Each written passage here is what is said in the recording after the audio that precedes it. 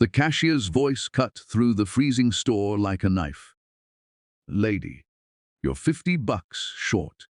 Put it back, or I'm calling the cops." Maya's hands trembled as she clutched the baby formula, her son's last chance at a meal. Her voice cracked, desperate, broken. "Please, take my shoes, take my coat. Just let me feed my baby. He hasn't eaten since yesterday." She started unwrapping her scarf in the middle of the store, her fingers blue from cold. When a titanium credit card slammed onto the counter, "Charge it. Everything she wants." Maya froze. That voice. No, it couldn't be. She turned slowly, and her worst nightmare stood behind her. Alaric, her ex-husband, the billionaire who threw her into the streets 3 years ago. The man who called her baby a bastard and slammed the door on her tears. And in her arms, their son stared at him with eyes identical to his father's, ice, cold blue. The same eyes that had looked at her with hatred the night he destroyed her life. What Maya didn't know was that Alaric's world was about to shatter too, because the truth he'd believed for 3 years was a lie. I'm so glad you're here with me today. Before we dive into this absolutely heartbreaking story, do me a quick favor. Hit that like button right now. It really helps the channel grow and lets me know you're enjoying the content. The engine of the Maybach purred like a sleeping panther as Alaric Donovan stepped out onto the rain. Slicked pavement of downtown Detroit. His Italian leather shoes hit the concrete with a sound that spoke of money, power, control. At 34, he'd built an empire that turned steel and glass into skylines. His face had graced the covers of Forbes and Business Insider. People whispered his name in boardrooms with equal parts fear and reverence. But none of them knew about the ghost that lived in his chest. 3 years. It had been 3 years since he'd heard her voice, felt her touch, looked into those deep brown eyes that once held the whole universe in them. 3 years since he'd become the monster his mother always wanted him to be. The rain came down harder now, turning the city streets into rivers of neon and shadow. Alaric pulled his coat tighter, not because he was cold. His body stopped feeling temperature the night he threw Maya out, but because it was what living people did. They protected themselves from discomfort. They pretended the world could still hurt them. His driver, Marcus, waited by the car, an umbrella in hand. "Sir, the meeting with the Shanghai investors has been moved to 8. Should I take you back to the office?" "No." Alaric's voice came out rougher than he intended. "I need to pick something up. There's a convenience store 2 blocks down." Marcus raised an eyebrow, but said nothing. In 3 years of service, he'd learned that Alaric Donovan didn't explain himself. Not to employees. Not to business partners. Not to anyone. The truth was simpler and more pathetic than Marcus could ever guess. Alaric didn't need anything from a convenience store. He needed to be among ordinary people for 10 minutes. He needed to remember what it felt like to stand in line, to wait, to be just another body taking up space in the world. His penthouse had become a tomb, his office a gilded cage. Everywhere he went, people bowed and scraped and called him sir. He was suffocating on his own success. The flashback hit him without warning, the way they always did. Rain. The sound of her crying. The pregnancy test in his hand. Pink lines clear as judgment. "It's not mine." His mother's voice, sharp as broken glass. "Look at her, Alaric. Look at where she comes from. Did you really think a woman like that could resist temptation?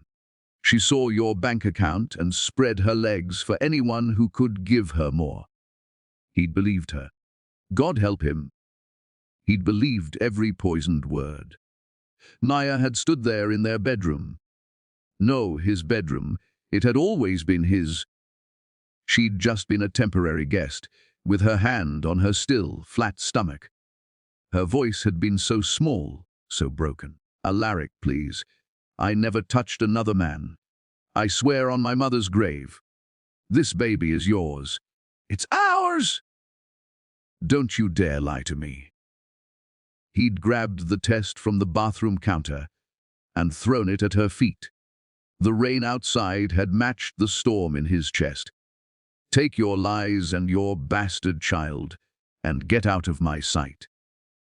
If I see you tomorrow morning, I'll have you arrested for trespassing. She'd packed a single bag. He'd watched from the window as she'd walked down the driveway in the rain, her shoulders shaking with sobs, her hand still protecting the life growing inside her. His mother had stood beside him, her perfectly manicured hand on his shoulder. You did the right thing, darling. That woman would have destroyed everything we've built. He'd believe that too. The convenience store came into view, its fluorescent lights cutting through the darkness like a lighthouse for the lost. A bell chimed as Alaric pushed through the door, and suddenly he was hit with the smell of stale coffee, cheap air freshener, and something else, desperation. It clung to the air like smoke. The store was nearly empty. An old man browsed the magazine rack. A teenager in a fast food uniform grabbed energy drinks. And at the counter, there was a woman. She was thin. No, thin wasn't the right word. Thin suggested choice, suggested fashion, suggested control. This woman looked like she was being slowly erased from existence. Her coat, if you could call it that, was more holes than fabric. Her jeans were stained and torn, not in the deliberate way of expensive fashion, but in the way of actual poverty. Her shoes had duct tape holding the soles together. She was holding a baby. Alaric felt something twist in his gut. The child couldn't have been more than 2 years old, wrapped in a blanket that had seen better decades. The baby's face was flushed with fever, his tiny chest rising and falling in rapid, shallow breaths.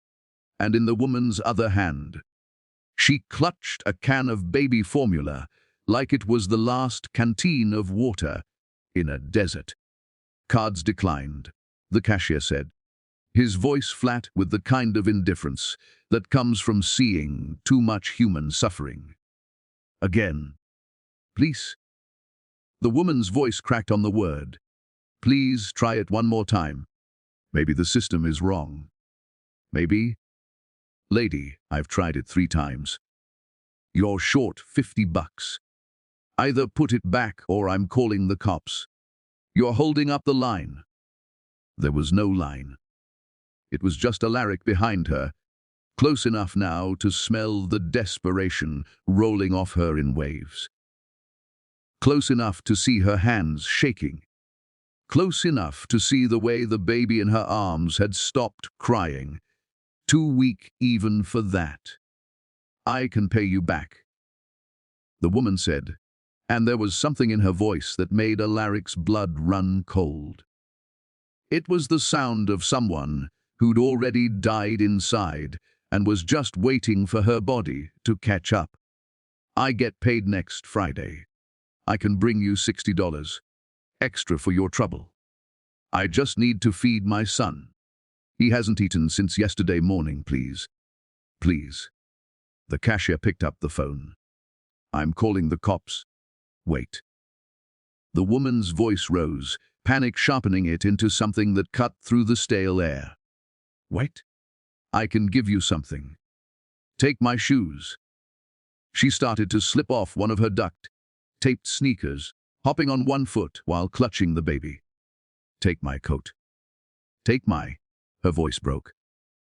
"Take my wedding ring. It's not worth much, but it's real gold. Please. Just let me feed my baby." She pulled at a thin gold band on her finger, but her hands were shaking so badly she couldn't get it off.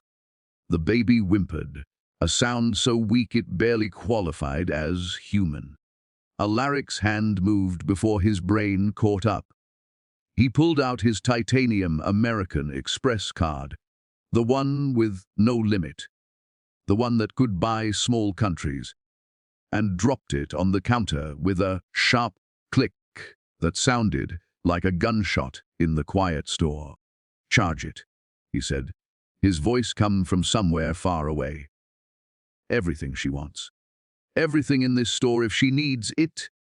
The woman froze. It was like watching someone turn to stone. Her whole body went rigid, the baby clutched to her chest like a shield. Slowly, so slowly it hurt to watch.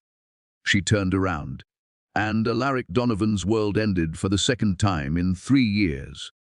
Those eyes, those deep, soulful brown eyes that used to look at him like he hung the moon and stars. But now they were hollow, haunted, emptied of everything except pain. Maya. The name fell from his lips like a prayer, like a curse, like the last breath of a dying man. His ex-wife stared at him, and on her hip, a baby with ice blue eyes. Alaric's eyes stared at him too. The fluorescent lights buzzed overhead. Somewhere in the store, a refrigerator hummed. The old man turned a page of his magazine, and the entire universe collapsed into the space between them. "What happened to you?" Alaric whispered. Maya's laugh was the sound of something breaking. Not breaking apart, but breaking open, spilling out all the poison that had been festering inside. "What happened?" Her voice was soft, almost gentle, and that made it so much worse. "I survived you, Alaric. I survived the cold you threw me into."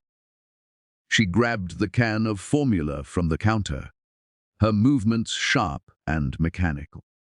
"Now get your blood money away from my son." Maya's apartment was in the kind of building that landlords forgot existed. Basement level, which was a polite way of saying underground. The windows, if you could call those slim rectangles near the ceiling windows, showed feet walking by on the sidewalk above.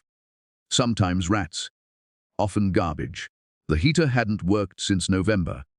It was now January. Detroit winter didn't mess around. Maya laid Leo on the only piece of furniture that mattered, a mattress on the floor, covered with every piece of clothing she owned. Layers and layers to keep her baby warm. His fever had spiked again. She could feel it radiating off his small body like he'd swallowed the sun. "Mama's here, baby boy. Mama's here." Her voice was hoarse from the cold, from the crying she only allowed herself to do when he was asleep, from screaming into pillows so the neighbors wouldn't hear. She'd managed to grab the formula and run from the store before Alaric could say anything else. Her legs had carried her 6 blocks through the freezing rain before they'd given out. She'd crouched in an alley, mixing the formula with tap water from a gas station bathroom, feeding Leo right there between the dumpsters and broken bottles. He drunk it down like he was dying of thirst. Because he was. Because she'd failed him again. The formula would last 3 days if she rationed it carefully. 3 days, and then she'd be back at that store, card declining, cashier threatening, the world closing in again. It was a cycle she knew by heart. Work 2 shifts at the diner, come home to Leo, sleep 3 hours, wake up, Do it again. Sometimes she cleaned offices at night, Leo strapped to her back, praying he wouldn't wake up and cry and get her fired. She'd sold everything. The wedding ring had gone first, pawned for $200 that had disappeared into doctor's bills. When Leo got his first infection, her grandmother's necklace, her winter coat, her dignity, piece by piece, traded for survival. The basement apartment cost $400 a month, which was a miracle in Detroit until you saw it. Mold climbed the walls like black ivy. The toilet ran constantly. The door didn't lock properly. But it was a roof, and Maya had learned not to be picky about roofs. She pressed her forehead against Leo's. His skin burned her lips. "You're going to be okay, baby. Mama promises. You're going to grow up strong and smart, and you're never going to know this kind of cold. Never." Lies tasted bitter on her tongue, but she fed them to him anyway, because hope was the only thing she could afford to give him in unlimited quantities. Her phone, a cracked Android she'd bought at a pawn shop, buzzed. A text from Janine, her manager at the diner. "Can you cover the morning shift?" Tanya called in sick. Maya looked at Leo, at his flushed cheeks, at the way his breathing sounded like paper tearing. She needed to stay with him. She needed to take him to the emergency room. She needed to be his mother. But mothers needed money. Mothers needed to pay rent. Mothers needed to keep the lights on, even if the heater didn't work. She texted back, "I'll be there." Meanwhile, 12 miles away, Alaric Donovan stood in his penthouse and understood, truly understood for the first time, what it meant to be haunted. The apartment was 62 floors above the city, glass walls on 3 sides offering a view of Detroit that looked almost beautiful from this height. The floors were heated marble. The furniture was Italian leather and Danish minimalism. Everything was white or grey or black, clean lines and sharp angles. A space designed by architects who charged $5,000 just for the initial consultation. He'd bought this place a year after Maya left. The house they'd shared, the house where he'd destroyed her, he'd sold immediately. Couldn't stand to be in it. Couldn't stand to see her ghost in every room. But she'd followed him anyway. Alaric poured himself 3 fingers of scotch. 30-year-old single malt that cost more than Maya probably made in a month. The liquid burned going down, but it didn't warm him. Nothing warmed him. He'd been cold since the night he'd thrown her out in the rain. Marcus had driven him home in silence. The Shanghai investors had been called and rescheduled. Alaric had claimed food poisoning. It wasn't entirely a lie. He felt sick. Sick in a way that had nothing to do with his stomach and everything to do with his soul. That baby. Leo. She'd called him when she whispered to him in the store. Leo had his eyes. Those ice blue eyes that Alaric had inherited from his father, that his father had inherited from his father. Unmistakable, undeniable, 3 years old give or take. Which meant Maya had been telling the truth. The baby was his. Had always been his. And he'd thrown them both away like garbage. His mother. His mother had done this. Victoria Donovan, society queen, philanthropist, wife of the late steel magnate Charles Donovan. She'd looked him in the eye and lied. She'd shown him photos, fake photos, he realized now, of Maya with another man. She'd brought him a private investigator's report detailing an affair that never happened. She'd orchestrated the whole thing with the precision of a general planning a war.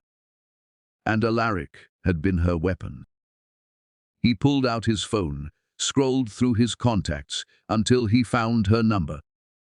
She answered on the second ring, her voice warm and cultured. "Darling, how was Shanghai? I need to see you, tomorrow. My office. 9 a.m. You sound 9? Mother. Don't be late." He hung up before she could respond, before he could say something he couldn't take back. Not yet. Not until he had proof. Alaric walked to his home office, a room he rarely used. His computer was state-of-the-art, loaded with security software that would make a government agency jealous. He opened a browser and typed a name he hadn't let himself think about in 3 years. Jackson Hartley, private investigator. The man his mother had used to destroy his marriage. The man who'd supposedly followed Maya, photographed her, documented her betrayal. Finding him took 15 minutes. Getting his phone number took another 10. Money opened doors, and Alaric had enough money to kick down walls. The call went to voicemail. Alaric didn't leave a message. He hung up, waited 60 seconds, and called again, and again, and again. On the 7th call, a man answered, his voice groggy with sleep. "Do you know what time it is? I know you worked for Victoria Donovan 3 years ago. I know you manufactured evidence against Maya Donovan. And I know that you're going to tell me everything, or I'm going to use every resource at my disposal to destroy you. Your choice, Mr. Hartley." There was a long silence. Then, "Who is this?" "Alaric Donovan, Maya's husband. The man you helped turn into a monster." Another silence, longer this time. Alaric could hear the sound of sheets rustling, a woman's voice asking a sleepy question. "I don't know what you're talking about," Hartley said, but his voice had changed. The sleep was gone, replaced by something that sounded like fear. "You have 12 hours to come to my office with every piece of documentation related to that case. Every photo, every receipt, every lie my mother paid you to tell. If you're not there by 9 a.m., I'm going to the police. Then I'm going to the press. Then I'm going to make it my personal mission to ensure you never work again. Do we understand each other? Mr. Donovan, I was just doing my job. Your mother, she..." 12 hours, Mr. Hartley. Bring everything."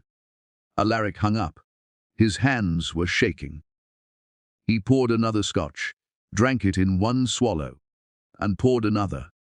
On the glass wall, Detroit glittered below him like a box of broken jewels.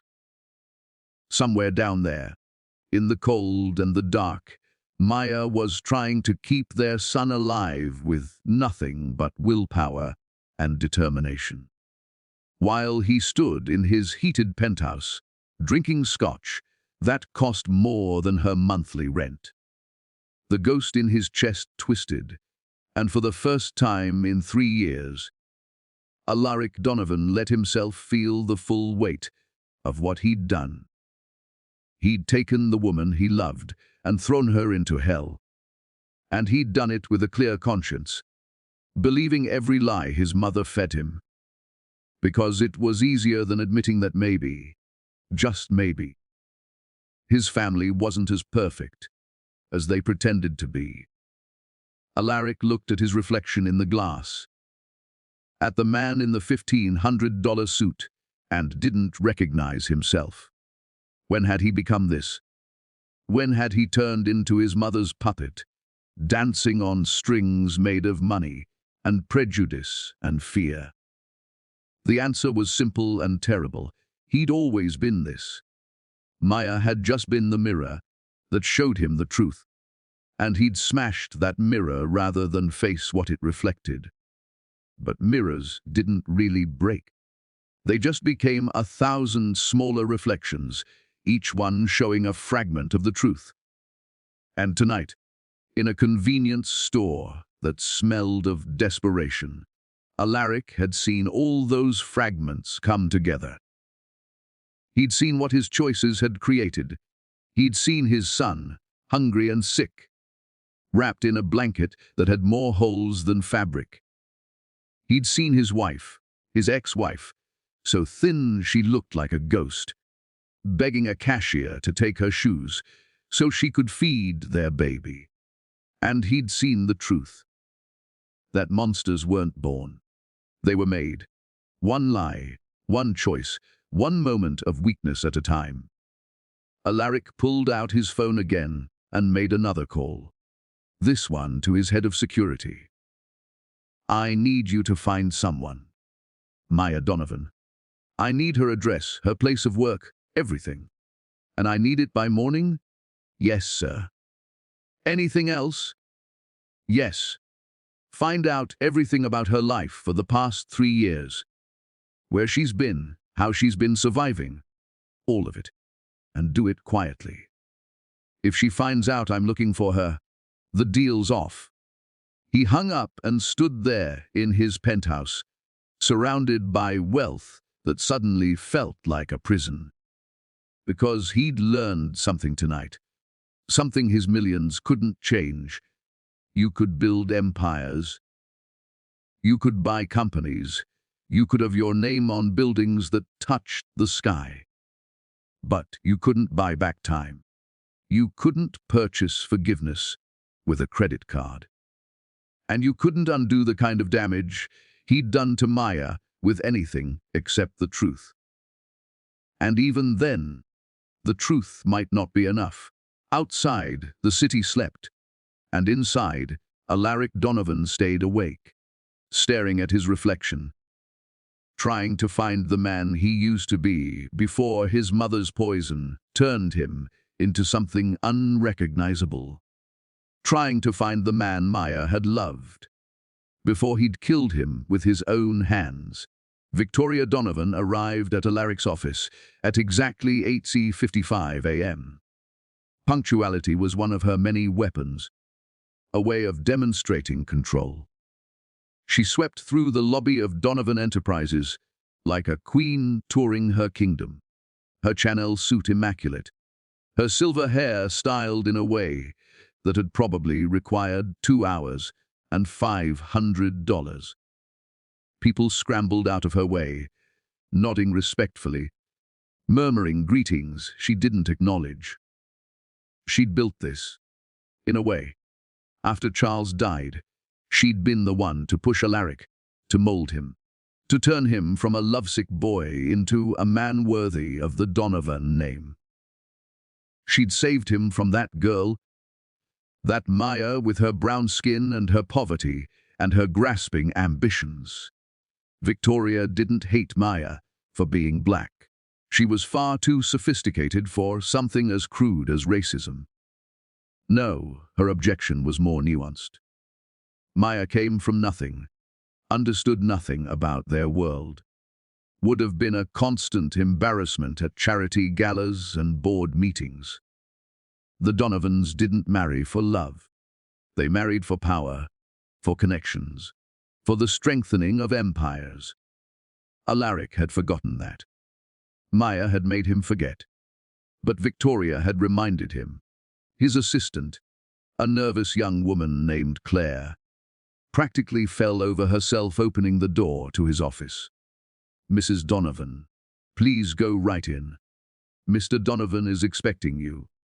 The office was massive, floor-to-ceiling windows offering a view of the city that made you feel like God surveying his creation. Alaric sat behind his desk, his face unreadable. But Victoria had raised him. She knew every micro-expression, every tell. And right now, her son was furious. "Darling." She moved to kiss his cheek, but he pulled back. Aren't we formal this morning?" "Sit down, mother." Something in his voice made her pause. She'd heard him use that tone with employees he was about to fire, with business partners who'd made the mistake of trying to cheat him. But never with her. "Is something wrong?" She sat, crossing her legs elegantly, her hands folded in her lap like she was posing for a portrait. "I saw Maya yesterday." Victoria's expression didn't change, but internally alarms started blaring. This was bad. This was very bad. "I see. And how is the poor thing? Did she finally find someone to take care of her?" She was trying to buy baby formula with a declined credit card. She was so thin I could see her bones. She was about to give a cashier her shoes just to feed our son. The word "or" hung in the air like a guillotine blade. "I don't know what you're talking about," Victoria said, but her voice had gone slightly higher. Another tell. Alaric knew it. She could see it in his eyes. "The baby she was pregnant with when I threw her out. Leo. He has my eyes, Mother. My exact eyes. Which means everything you told me 3 years ago was a lie. Now, Alaric, you're being emotional. That baby could belong to anyone. Blue eyes aren't exactly rare. Donovan blue eyes are. You know it, and I know it. That pattern around the iris, that exact shade, it's genetic. It's been in our family for 4 generations. That baby is mine." Victoria stood smoothing her skirt. "Even if that were true, and I'm not conceding that it is, it's been 3 years. You've moved on. Your life is finally on track. The Shanghai deal alone is worth—" "I don't care about Shanghai." Alaric's fist hit the desk with a crack that made Victoria flinch. "I don't care about the deals or the money or any of it. I need to know the truth. Did you lie to me about Maya?" "I protected you," Victoria said, her voice sharp now, the cultured veneer cracking. "That girl was wrong for you from the start. Wrong family, wrong background, wrong everything. She would have dragged you down, made you weak, turned you into your father. Me father loved you. Your father was a fool." The words came out like bullets. "He loved me so much, he let this company nearly collapse in the 80s. He was so busy playing the devoted husband that he forgot to be a businessman. I had to fix that. I had to make sure you didn't make the same mistake. So you destroyed my marriage." "I saved your future!" Victoria's voice rose, real emotion breaking through now. "Do you have any idea what it's been like? Being the wife of Charles Donovan, then the mother of Alaric Donovan. I've spent my entire life in the shadow of men, managing their emotions, cleaning up their messes, making sure they succeeded. And I'm not about to watch everything I've built be ruined by some pretty face with a sob story." The door to Alaric's office opened. Jackson Hartley walked in, looking like he'd aged 10 years overnight. He was carrying a briefcase, his hands trembling slightly. "Mr. Donovan, He stopped when he saw Victoria. "Mrs. Donovan, I didn't know you'd be here." "Mr. Hartley." Alaric stood. "Thank you for coming. I believe you have some things to show me." Hartley glanced at Victoria, then back at Alaric. Whatever he saw in Alaric's face made his decision for him. He opened the briefcase and pulled out a file folder, thick with papers. "It's all here. The original contract with Mrs. Donovan, the payment receipts, the staged photographs, the fake witness statements. Everything." Victoria's face went white, then red, then white again. "You wouldn't dare. You stopped paying me 2 years ago," Hartley said, and there was something like satisfaction in his voice. "Said the job was done, that you were finished with me. Well, Mrs. Donovan, I'm finished with you two. Alaric took the folder, his hands surprisingly steady. Inside were photographs of Maya, real photographs, unstaged ones, showing her going to work, coming home, living her normal, faithful life. And interspersed were the fake ones, doctored images that showed her in a hotel with a man who'd been photoshopped in, meeting someone for lunch who'd been digitally added. All of it lies wrapped in technical manipulation. There were bank statements showing payments from Victoria Donovan to J. Hartley Investigations. $50,000. Spread over 3 months. The price of destroying a marriage. And at the bottom of the file, there was a recording. A digital file on a USB drive, labeled Mrs. Deet, Final Instructions. Alaric plugged it into his computer. His mother's voice filled the room, cold and precise. Mr. Hartley, I need you to understand something. My son cannot marry that girl. She's black, she's poor, and she will ruin everything I've worked for. I don't care how you do it, but I need evidence of infidelity. Real or manufactured, I don't care. Just make sure it's convincing enough that Alaric will leave her. And make sure it looks like the baby isn't his. That's crucial. If he thinks the baby is his, he'll never let her go. Hartley's voice, younger, less worn, Mrs. Donovan, falsifying evidences. I'm paying you $100,000 to not worry about legalities. Are we clear? Yes, ma'am. Crystal clear. The recording ended. The office was silent except for the hum of the computer and the sound of Victoria's rapid breathing. You destroyed her, Alaric said, his voice barely above a whisper. You took everything from her. Her home, her husband, her dignity.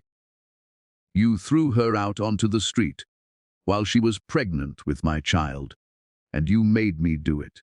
You turned me into the weapon and pointed me at the woman I loved. I did what any mother would do, Victoria said, but her voice had lost its power. I protected my son. You didn't protect me. You poisoned me. Alaric stood, walked around the desk until he was facing her. You turned me into you. Cold, calculating, willing to destroy anyone who doesn't fit into your perfect vision of what the Donovan family should be. And I let you. That's on me. I should have trusted Maya. I should have believed her. But I believed you instead because you're my mother. And I thought that meant something. Alaric, please, get out. His voice was ice. Get out of my office, get out of my building, and get out of my life. I don't want to see you. I don't want to hear from you. You're done. You can't mean that. I'm your mother. I'm family. Family doesn't do what you did. Family doesn't turn love into a weapon. You're not my family anymore, Victoria. You're just the woman who taught me how to be a monster. Victoria grabbed her purse, her movements jerky. Her perfect composure finally shattered. You'll regret this. When that girl takes you for everything you're worth, when she drags you through the courts and the press, you'll see I was right. You'll come crawling back. Maya isn't like you, Alaric said. She never wanted my money. She just wanted me. And I was too blind to see the difference. Victoria walked to the door, paused with her hand on the handle. She'll never forgive you. You know that, right? You can have all the evidence in the world, all the proof that it was my fault. But you still threw her out. You still chose to believe the worst of her.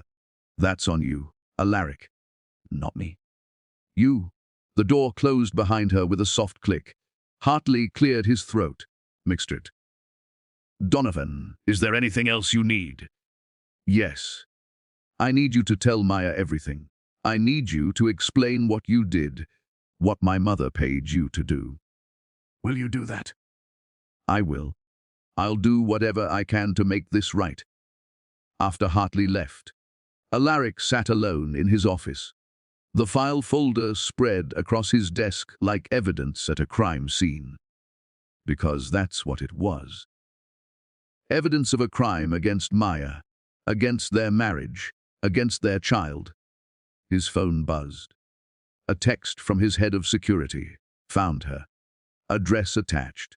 Employment records. Show she works at Betty's Diner on Woodward Avenue.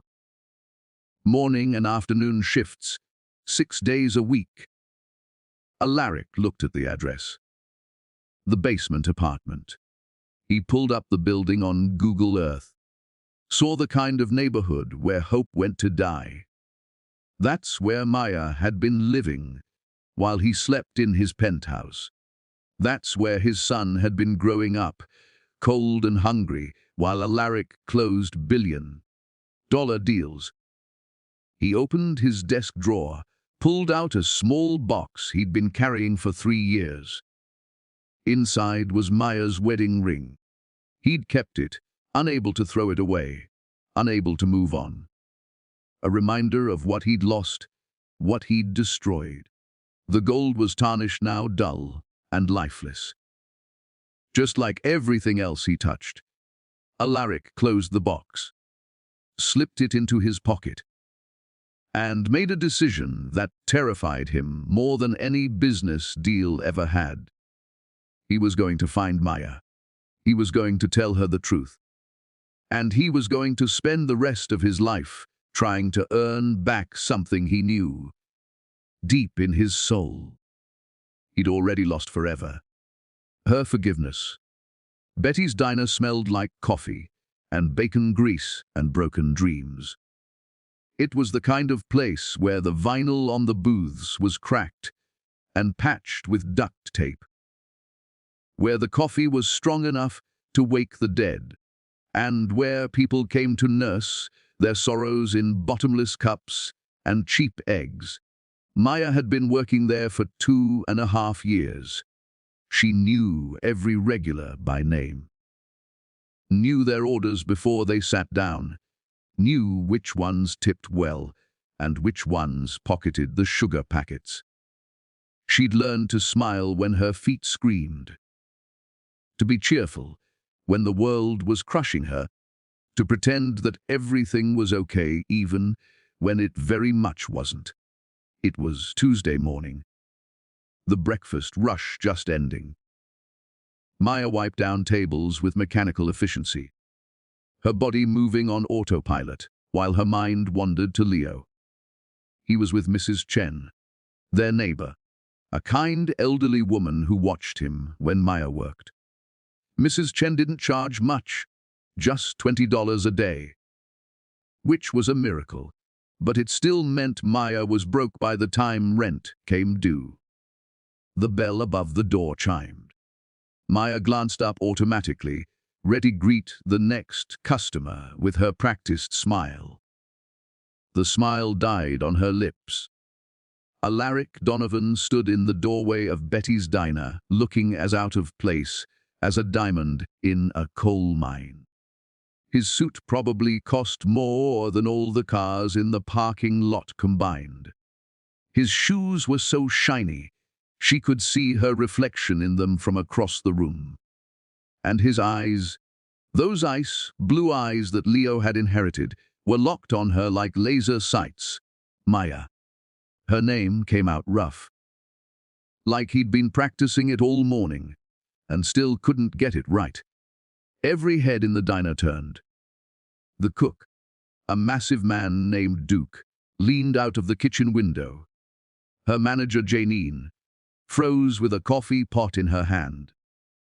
The regulars, all 6 of them, stared openly, sensing drama the way sharks sense blood in the water. Maya forced her legs to work, walked over to him with her order pad in hand. Her voice came out flat, professional, empty of everything except exhaustion. "Can I help you?" I need to talk to you. I'm working. Please. 5 minutes. I said I'm working. To walk away, but his hand shot out, caught her wrist. Not hard. Not painful, but the touch sent electricity through her nervous system like a cattle prod. She yanked her arm back. Don't touch me. Janine appeared at her elbow, all 5 foot, nothing of her bristling with protective fury. Is this man bothering you, Maya? Yes. I don't know. Maya's hands were shaking. She shoved them in her apron pockets. He's my ex-husband. Janine's eyes went wide, then narrow. The one who threw you out. That's me, Alaric said. And there was something in his voice that might have been self-loathing. The bastard who ruined her life. Can I add that to your filing system? My breaks in 10 minutes, Maya said, because she knew he wasn't going to leave, and she couldn't afford to lose this job. You can wait outside. I'll wait here. Outside. He nodded, turned, and walked out. Through the window, Maya watched him lean against his Maybach, arms crossed, looking like a magazine ad for expensive watches or cologne or anything else that normal people couldn't afford. You okay? Janine asked, her voice soft now. No. But when am I ever? The next 10 minutes crawled by like hours. Maya delivered the last few orders, refilled coffee cups, wiped down the counter. Her hands moved, but her mind was somewhere else, spiraling through the possibilities of what Alaric could want. Money. No, she'd never asked him for a dime, and wasn't about to start. Legal custody of Leo. Her heart stopped at that thought. Rich men won custody battles. Rich men with lawyers and judges in their pockets could take children away from poor mothers who lived in basement apartments with broken heaters. When her break finally came, Maya untied her apron with hands that wouldn't stop shaking and walked outside. The January cold hit her like a slap. She didn't have a real coat, just a hoodie that did almost nothing against the Detroit winter. Alaric saw her shivering and immediately shrugged out of his wool coat. Here? I don't want your charity. It's not charity. It's me not wanting you to freeze to death before I can say what I need to say. Fine. Say it fast. I've got 8 minutes left. He took a breath, and Maya saw something in his face that she'd never seen before. Fear. Alaric Donovan, the man who commanded boardrooms and closed billion-dollar deals, was afraid. My mother lied. That's all it took to crack the foundation of Maya's world. What? About you. About the affair. About the baby. All of it. She paid a private investigator to fake evidence. She manufactured everything. The photos were doctored. The witness statements were bought. None of it was real. He pulled out his phone, pulled up something, held it out to her. This is Jackson Hartley, the investigator. He's willing to tell you everything. He has proof. Recordings, receipts, the fake photos, all of it. Maya stared at the phone like it was a snake. Why are you telling me this? Because it's the truth. Because you deserve to know. Because I destroyed your life based on lies, and I can't. His voice cracked. I can't live with that anymore. You lived with it for 3 years just fine. No, I didn't. I haven't had a decent night's sleep since the day I threw you out. I wake up every morning, and the first thing I think about is you. The last thing I think about before I pass out from exhaustion is you. You haunt me, Maya. You're the ghost that lives in every corner of my life. Good, Maya said, and meant it. I hope it destroys you. I hope you never sleep again. I hope every time you close your eyes you see my face. You hear me begging you to believe me. You feel what it was like to be thrown away like garbage. I do. Every single day. You want me to feel sorry for you. Maya laughed. And it was the ugliest sound she'd ever made. You destroyed me, Alaric, you took everything. My home, my dignity, my trust in other human beings. You made me believe that love was real, that you were different, that your money didn't matter, because what we had was more important. And then you proved me wrong in the cruelest way possible. I know? Do you? Do you really? She stepped closer, close enough to see the dark circles under his eyes, the new lines around his mouth. I was pregnant and homeless. Do you understand what that's like? I slept in my car for 2 months until it got repossessed. I ate from trash cans. I seriously considered. She stopped, couldn't say it out loud. I thought about ending it. Both of us, just driving off a bridge and making it stop. Alaric's face went white. Maya, but I didn't. Because even though you broke me, even though you threw us away, I loved that baby. Your baby. Leo deserved better than the hand he was dealt, so I fought. I worked 3 jobs while I was 8 months pregnant.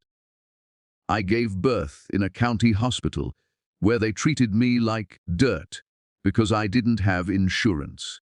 I walked out of there 6 hours later because I couldn't afford to stay. 6 hours after having a baby, I was walking through Detroit with a newborn in my arms because I had nowhere else to go. I didn't know. God, Maya, I didn't know. You didn't want to know. That's different. She wrapped her arms around herself, suddenly colder than the weather could explain. You had your mother whispering poison in your ear, and you chose to believe her instead of me. That's what hurts the most, Alaric. Not the lies she told, but that you believed them. You knew me. You loved me. Or at least you said you did. And the first time it got hard, the first time you had to choose between me and your family's approval, you threw me away. You're right. I know I'm right.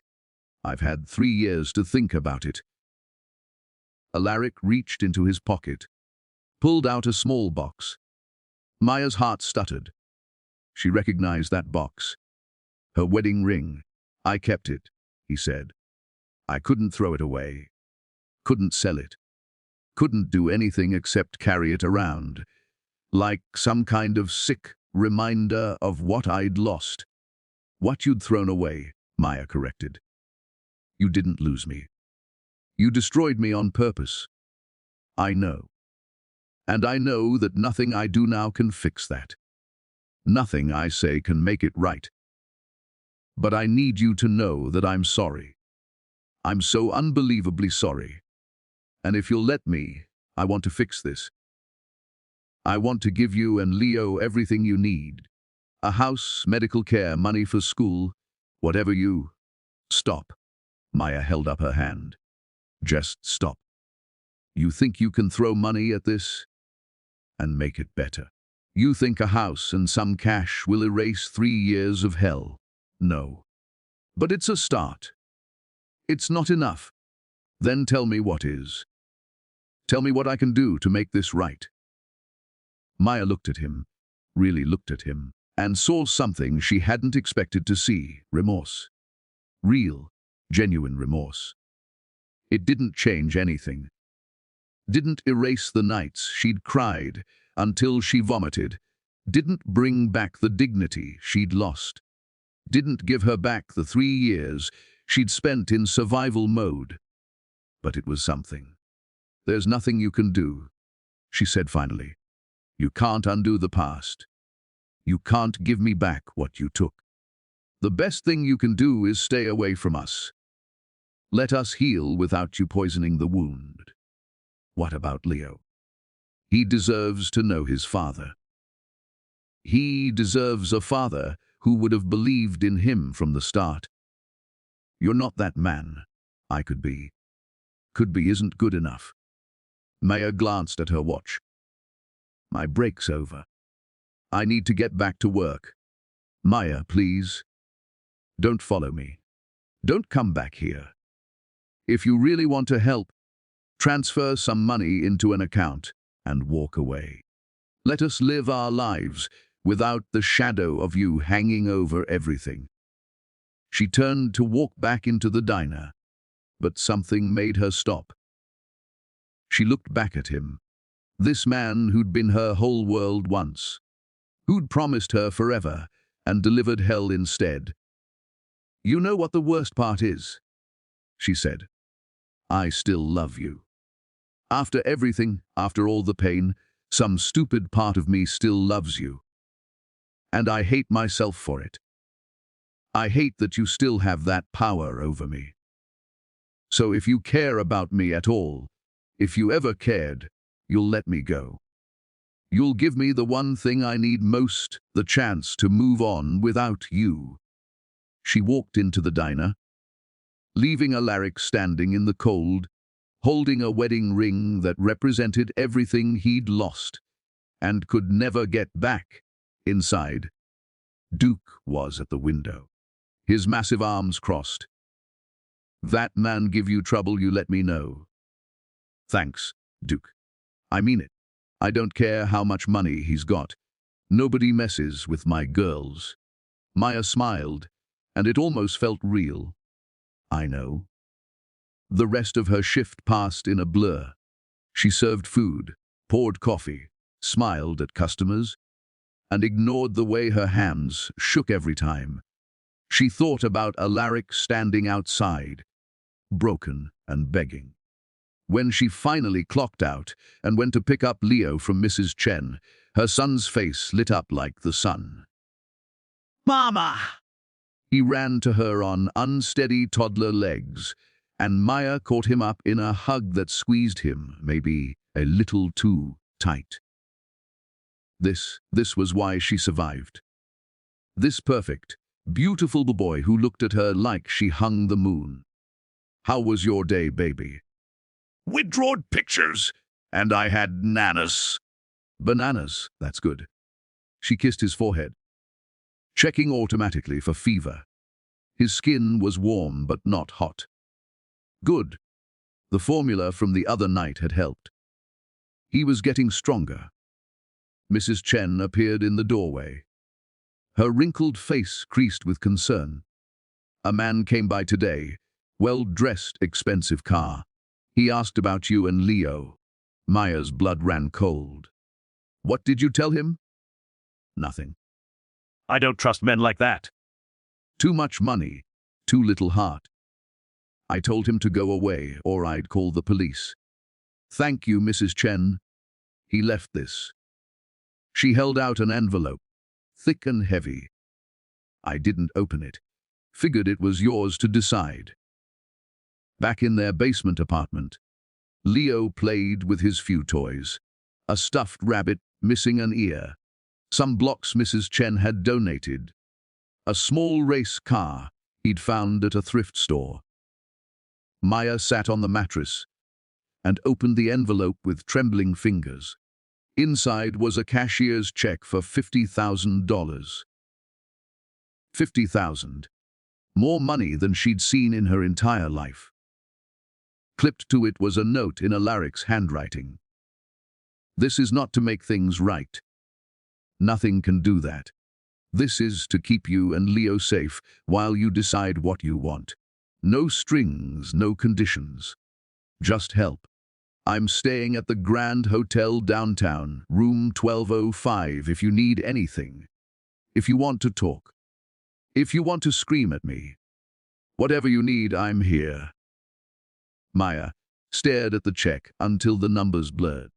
$50,000. She could pay rent for 2 years. Buy Leo real winter clothes.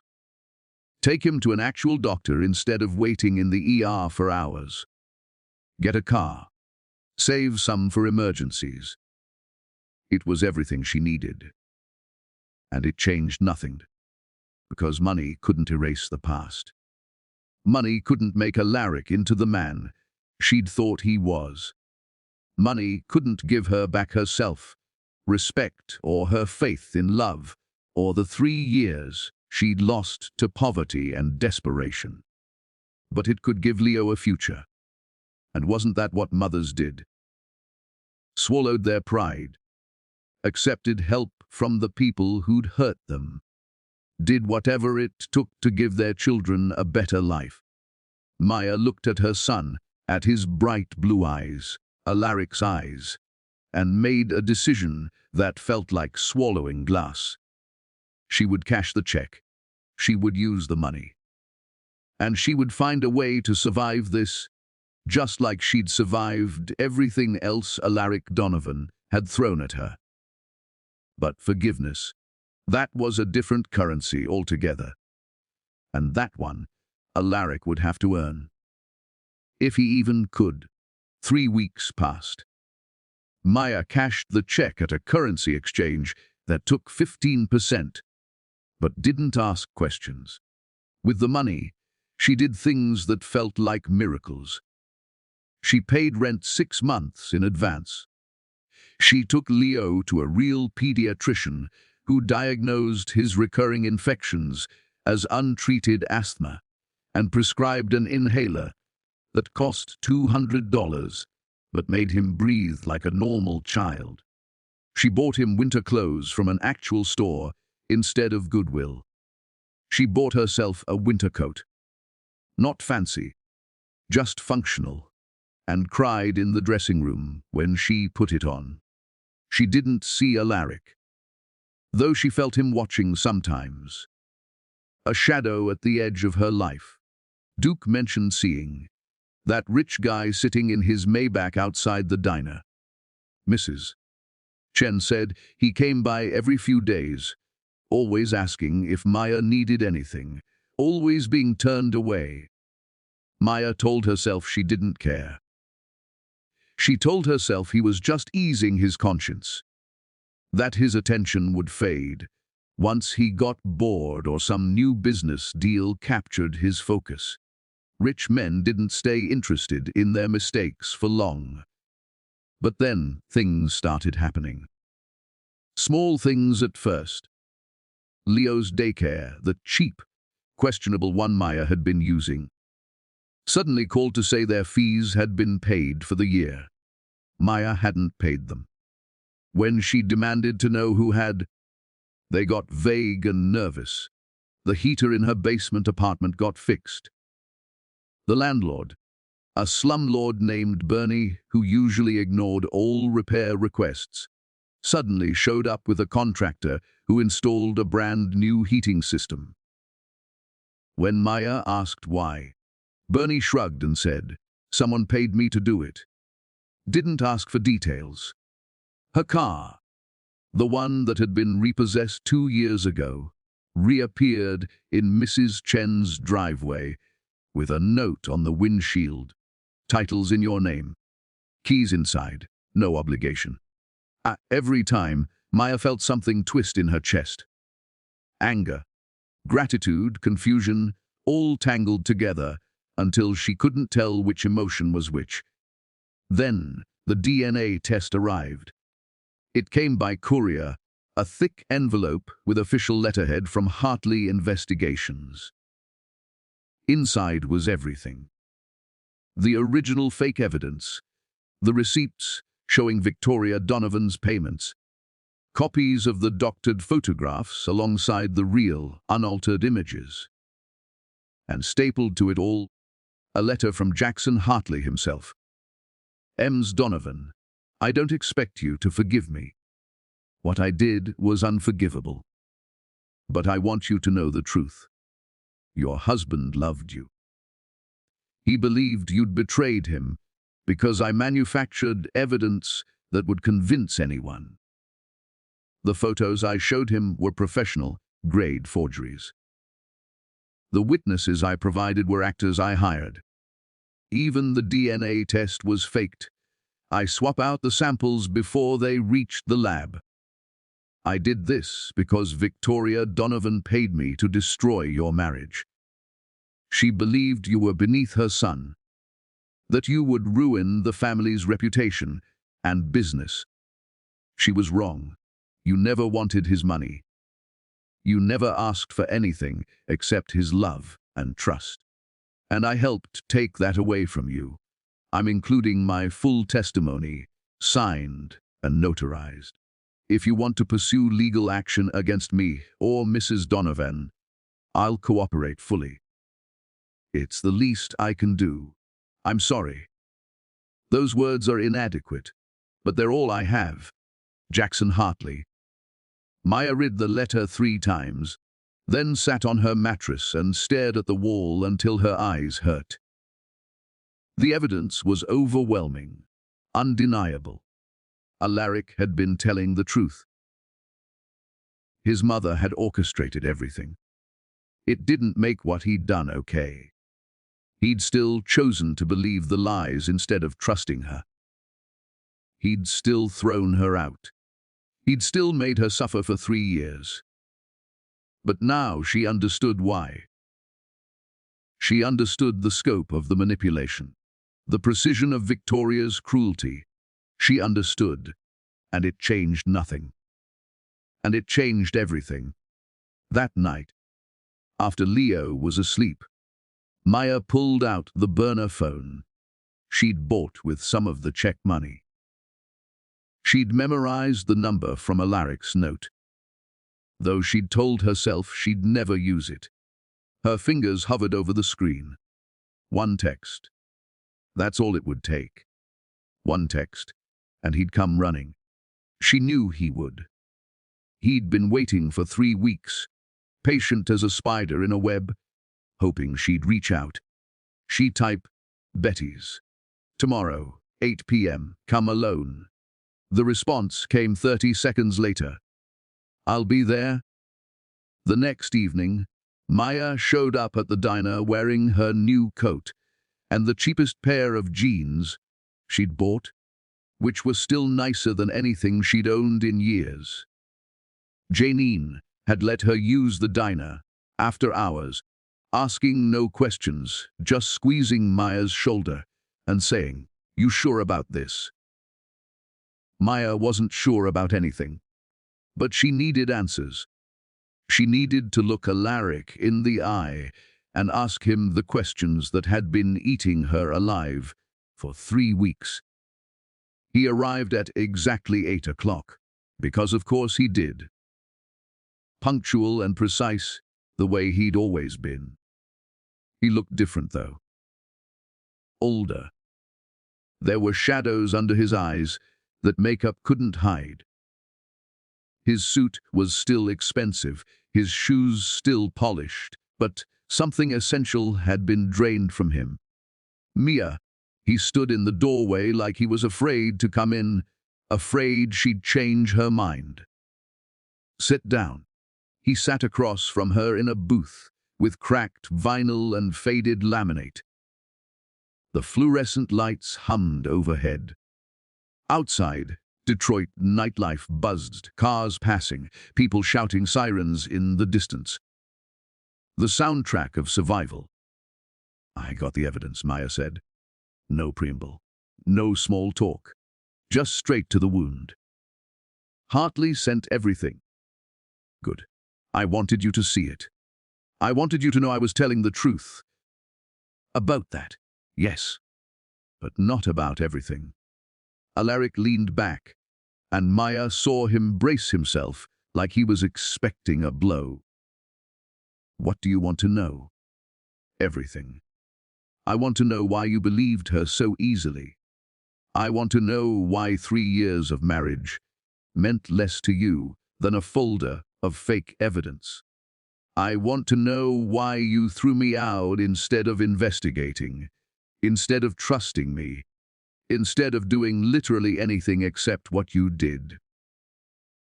He was quiet for a long moment, his eyes fixed on the table. When he finally spoke, his voice was so soft she had to lean in to hear. Because I was afraid. Of what? Of being my father. He looked up, and Maya saw raw pain in those blue eyes. My dad loved my mother so much it destroyed him.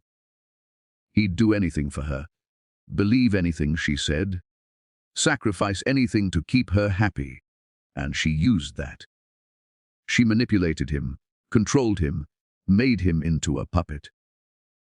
By the time he died, he was a shell. The company was failing, his health was gone, and all he could do was smile at her and say he'd do better next time. I'm not your mother. I know that now. But back then, my mother had been whispering poison in my ear for years.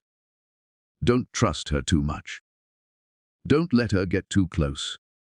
She's not from our world. She doesn't understand our life. She'll take your money and leave you broke, and broken just like your father. And I heard it so. Often I started to believe it. Not consciously, but it was there, planted deep, waiting for the right trigger. So when she showed you that fake evidence, it confirmed every fear I'd been trying to ignore. It gave me permission to protect myself, to be hard, to be ruthless, to be everything my father wasn't. He laughed, bitter and harsh. I thought I was being smart. I thought I was breaking the cycle. Instead, I became exactly what my mother wanted, a monster with money and no heart. Maya felt something crack inside her. Not forgiveness. She wasn't there yet, might never be there, but understanding. She'd spent 3 years hating him, imagining him as some cartoon villain who'd thrown her away for fun. But the truth was more complicated. He'd been manipulated too. Maybe not to the same degree, maybe not as destructively, but Victoria's poison had infected them both. Where is she now? Maya asked. Your mother. Cut off. Financially, emotionally, legally. I had my lawyers draw up papers removing her from all my accounts, from the company board, from everything. She threatened to sue.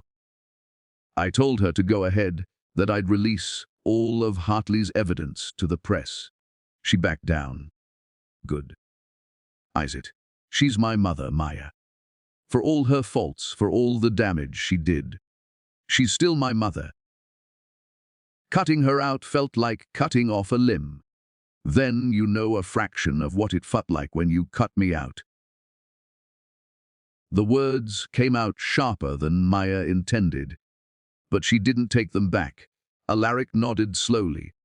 You're right, and I deserve that. I deserve every bit of anger, every ounce of hatred you feel for me. I came here tonight not expecting forgiveness. I came here because you asked me to, and I'll do anything you ask. If you want me to disappear, I will. If you want me to keep helping from a distance, I'll do that. If you want, he stopped, swallowed hard. If you want me to sign away all parental rights to Leo, I'll do that too. That last one hit Maya like a punch to the gut. She'd thought about it. Late at night when Leo was sleeping and the apartment was quiet. How much easier would life be if Alaric just vanished? If she didn't have to navigate parenting with a man who'd destroyed her. If she could just raise Leo alone, the way she'd been doing anyway. But then, she thought about Leo's eyes lighting up when Mrs. Chen talked about her grandchildren, about the way he watched other kids with their fathers at the park. He deserved to know his dad. Not the Alaric who'd thrown her out, but the Alaric who was failing, maybe, but trying to be better. I don't want that, Maya heard herself say. Leo deserves a father, but not this father. Not the man you were 3 years ago. If you want to be in his life, You need to prove you've changed. Really changed. Not just guilt, changed. How do I do that? I don't know yet. But it starts with honesty, with showing up, with understanding that you don't get to buy your way back into our lives. She leaned forward, her voice steel wrapped in silk. You want to be Leo's father? Then you're going to start from scratch. No fancy toys to win him over. No throwing money at problems. You're going to show up every week, Alaric, and you're going to spend time with him. Read books, play blocks. Change diapers when he has accidents. Learn who he is as a person, not as an idea or a chance to ease your guilt. I can do that. Can you? Can the CEO of Donovan Enterprises, the man who closes billion-dollar deals, handle sitting on the floor of a basement apartment playing with a 3-year-old for hours? Yes. Prove it. Starting next Saturday. 10 a.m. my apartment. And Alaric, she locked eyes with him. If you hurt him, if you let him down, if you disappear when it gets hard, I will make sure you never see him again. I don't care about your money or your lawyers. I survived 3 years in hell. I'll survive whatever legal battle you throw at me. But Leo won't survive having a father who abandons him. So if you're not in this for real for life, then walk away now. Alaric stood, and for a second Maya thought he was going to leave, thought she'd pushed too hard, demanded too much. But instead, he held out his hand. Next Saturday, 10 a.m., I'll be there. Maya looked at his hand. That hand that had once held hers through vows, that had pushed her away in the rain. That was now reaching toward her across 3 years of pain and betrayal. She didn't shake it. Prove it with actions, not handshakes. Fair enough. He left, and Maya sat in the empty diner, surrounded by the smell of old coffee and the ghost of a marriage that might have the smallest chance of being resurrected. Not as husband and wife. That was dead and buried. But maybe as parents. Maybe as people who could look at each other without seeing only pain. Maybe. Outside. A new character entered Maya's life, though she didn't know it yet. Standing across the street, watching the diner with calculating eyes, was a woman in an expensive coat. Victoria Donovan had gotten the message that Alaric was meeting his ex-wife. And Victoria had learned long ago that you didn't stay powerful by accepting defeat. If her son wouldn't listen to reason, then she'd have to make him listen another way. She'd have to remind him. And that girl, what happened to people who crossed the Donovan family? Victoria pulled out her phone and made call to a number she'd sworn she'd never use again. A number that belonged to people who solved problems quietly, efficiently, permanently. It's Victoria Donovan. I need to discuss a situation. No, not business, personal. Very personal. The game wasn't over. It was just entering a new phase. And this time, Victoria would make sure she won. Saturday morning arrived with the kind of cold that made bones ache. Maya had been up since 5, cleaning an apartment that didn't really need cleaning. Just giving her hands something to do while her mind spun in circles. Was she making a mistake? Was she letting Alaric back in too soon? Was she putting Leo at risk of the kind of abandonment that scarred children for life? At 90:45, Leo played with his blocks, building towers, and knocking them down with delighted giggles. He didn't know his father was coming. Maya hadn't told him, yet, afraid Alaric wouldn't show. afraid of seeing disappointment in her son's eyes.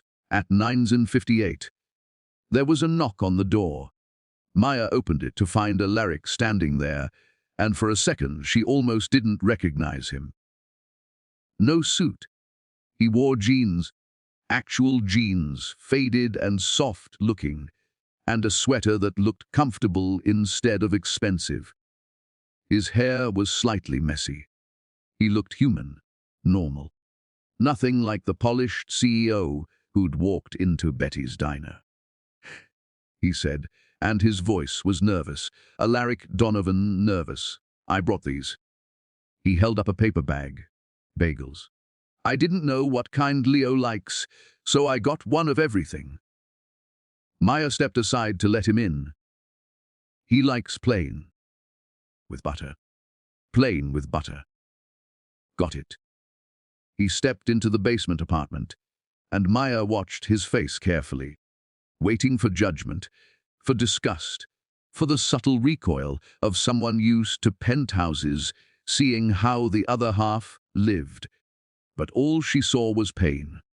Raw, aching pain as he took in the mold on the walls, the single mattress, the space heater struggling to warm the room, the child's toys scattered across a floor that had cracks running through the concrete. Jesus. Maya. He whispered. Don't. Her voice was sharp. Don't you dare pity me. This is what survival looks like. This is what you reduced us to. I know.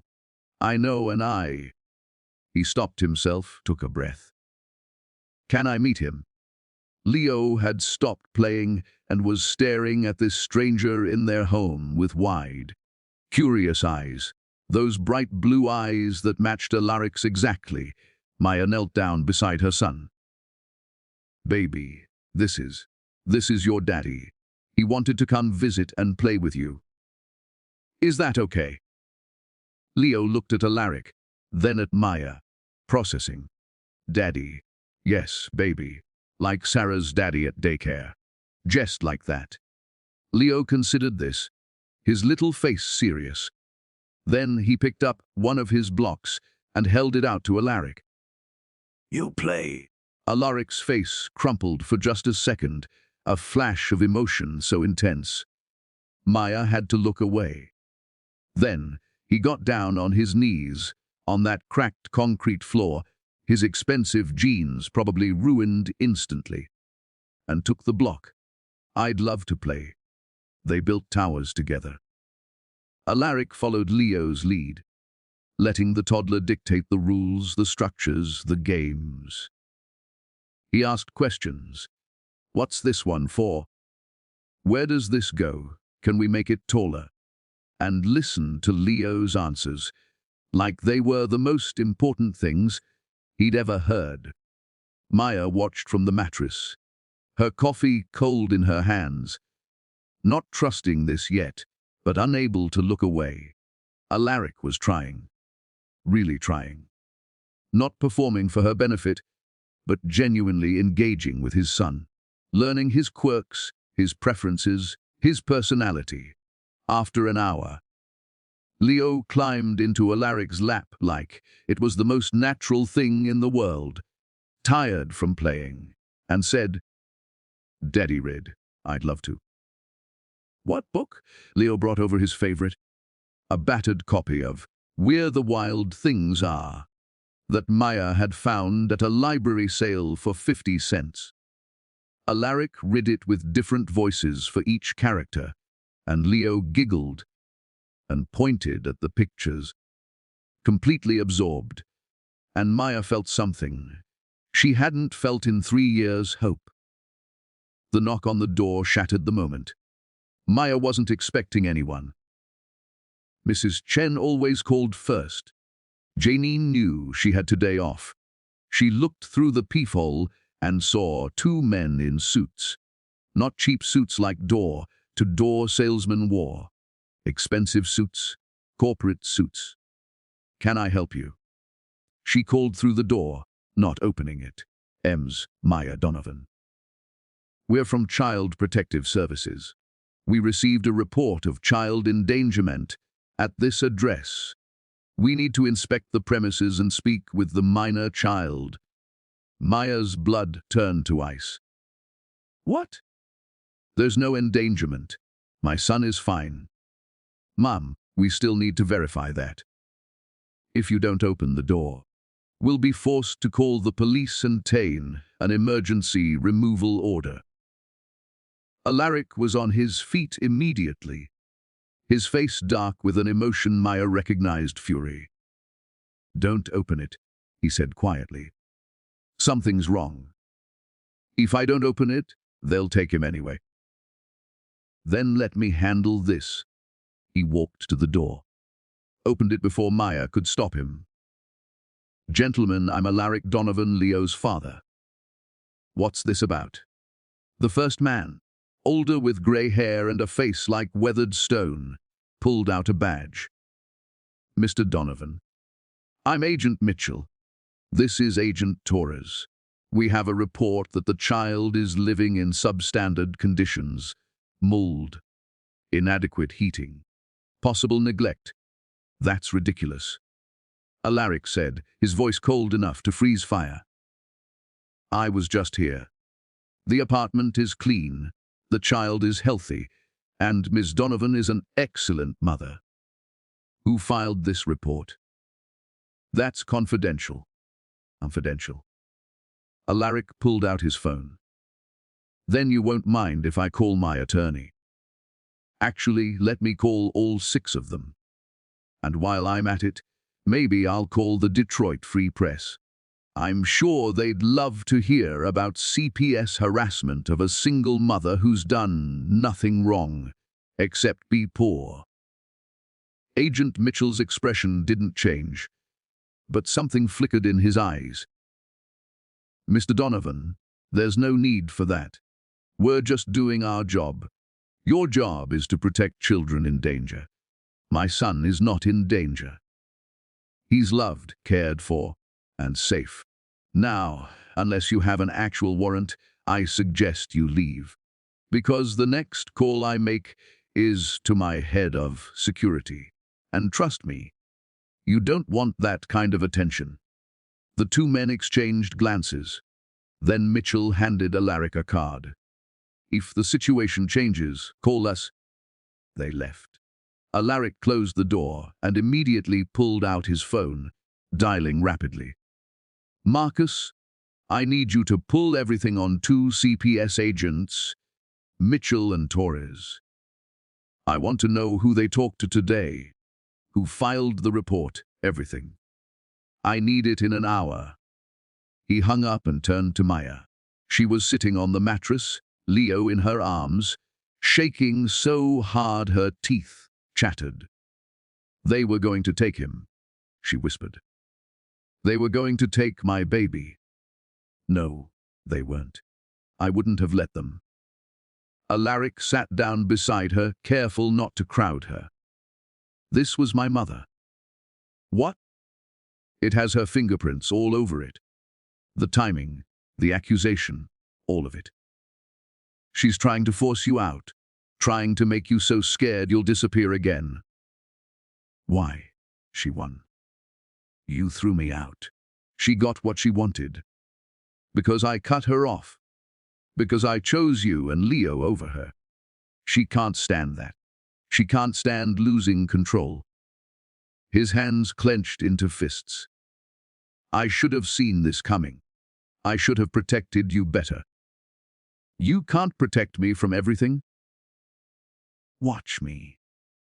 Marcus called back 45 minutes later. Alaric put it on speaker so Maya could hear.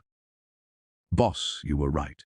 Victoria Donovan made several calls yesterday to City Hall, to the head of CPS, and to a few old friends with connections. The report was filed anonymously, but it came from a phone registered to one of her shell companies. Those agents, they were specifically selected because they have reputations for overzealous enforcement. She was trying to set you up. Thank you, Marcus. Send everything to my legal team.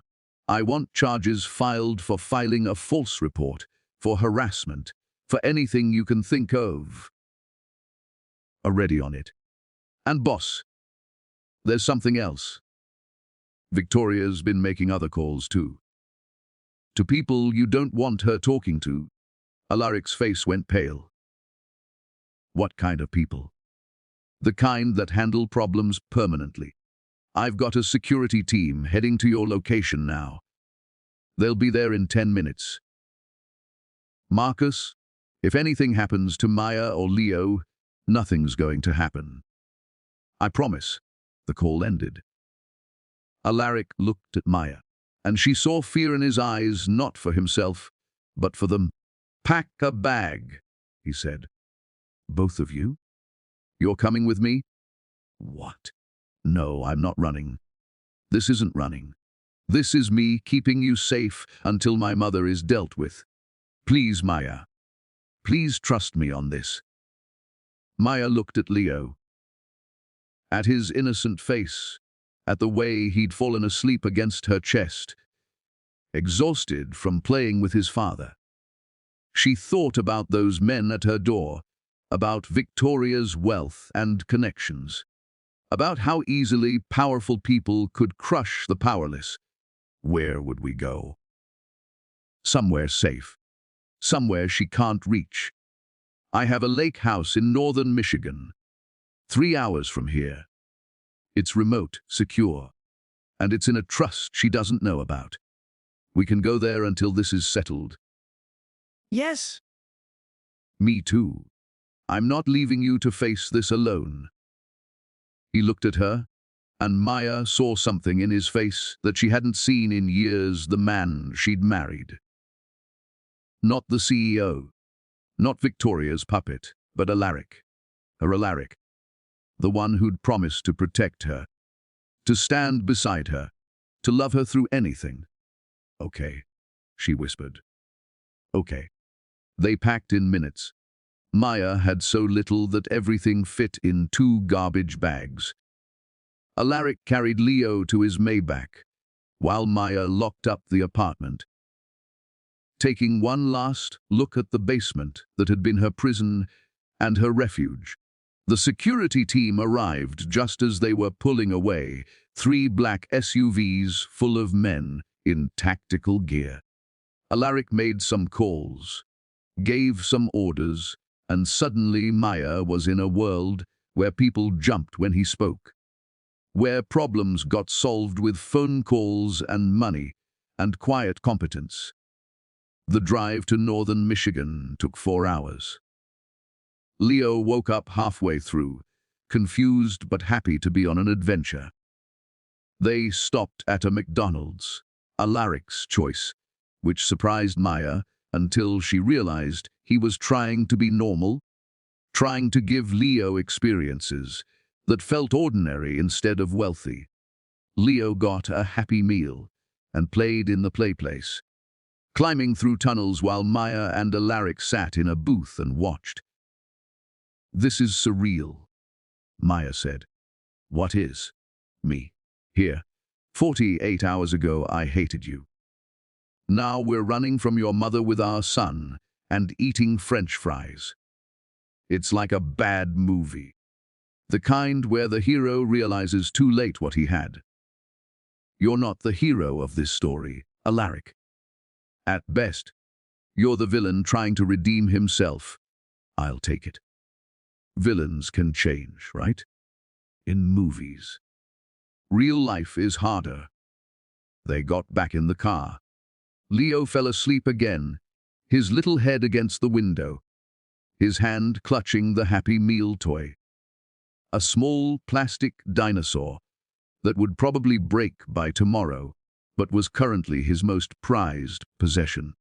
The lake house was beautiful in a way that made Maya ache. Floor to ceiling windows overlooking frozen water, a fireplace big enough to stand in, soft rugs and comfortable furniture that looked lived in instead of staged. This wasn't a showpiece. This was a home. I bought it 5 years ago, Alaric said, carrying their bags inside. before everything fell apart. I thought maybe we could come here in summers, teach our kids to fish, make memories. He set the bags down, his voice going quiet. I haven't been back since the divorce. Why not? Because it hurt too much. This was supposed to be ours. Coming here alone felt like admitting you were never coming back. Maya didn't know what to say to that, so she said nothing. She took Leo to one of the bedrooms, decorated in soft blues and greens, with a bed big enough for both of them. She tucked him in, kissed his forehead, and stood there watching him sleep. When she came back out, Alaric had started a fire. The flames cast dancing shadows on the walls, turning the living room into something out of a fairy tale. "There's food in the freezer," he said. "Real food. Not just instant noodles." I had Marcus stock the place before we left. "And there are clothes in the master bedroom, all sizes including yours. I remember what you wore. That's stalkerish. Probably. But practical too."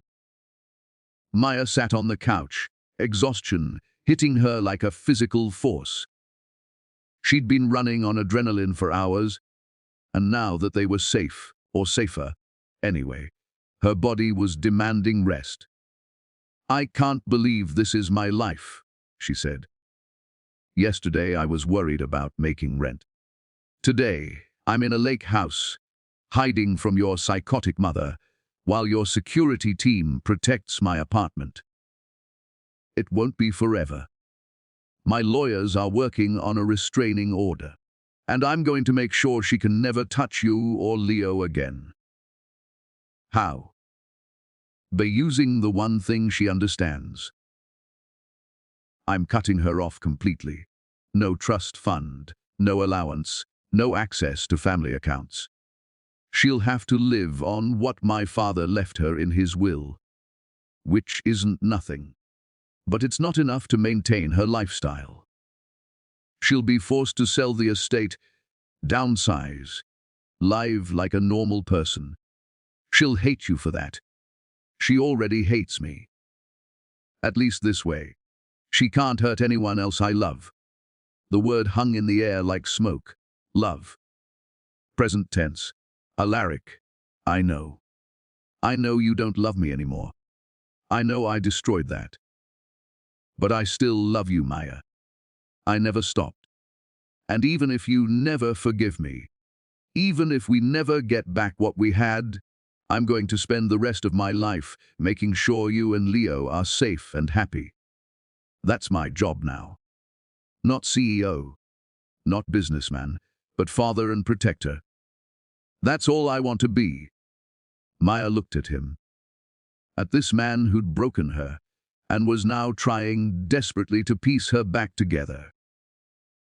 She didn't trust him yet, might never fully trust him, but she could see he was trying. Really, genuinely trying. "I don't know if I can ever forgive you," she said honestly. "What you did, what your mother did, it broke something in me. And I don't know if it can be fixed. I understand. But Leo deserves a father. And you're trying to be one. So here's what's going to happen. You're going to keep showing up. You're going to keep proving yourself. And maybe, eventually, I'll be able to look at you without seeing the rain and the pregnancy test and the door slamming in my face. I'll take that. I'll take any chance you give me." They sat in silence, watching the fire, while outside the Michigan winter pressed against the windows. And for the first time in 3 years, Maya felt something like peace. Not happiness. Not yet. But the absence of constant terror, the luxury of a warm room, and a full stomach, and her son sleeping safely in the next room.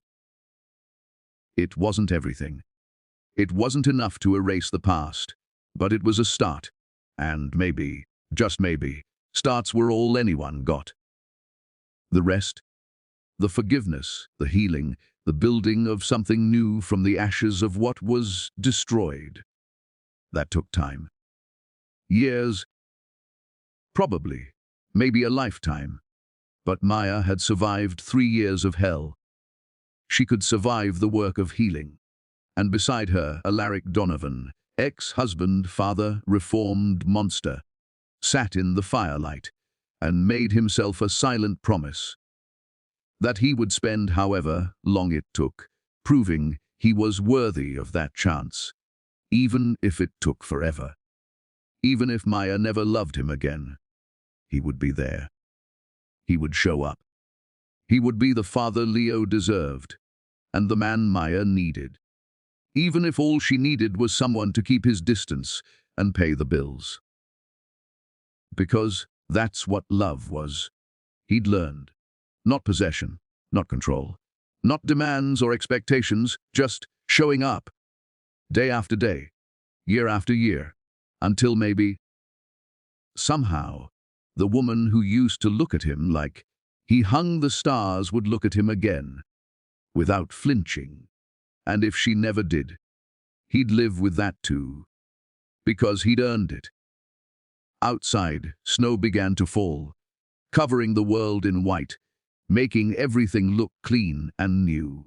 Inside, 3 people, a man, a woman, and a child, began the long, painful, beautiful work of becoming a family. Not the family they'd planned. Not the fairy tale they'd imagined, but a real one. Built on honesty instead of lies. On effort instead of assumption. On the hard, daily choice to keep trying even when it hurt. And in the firelight, as Maya finally fell asleep on the couch, and Alaric covered her with a blanket without waking her, he let himself hope. Just a little, just enough, THEND.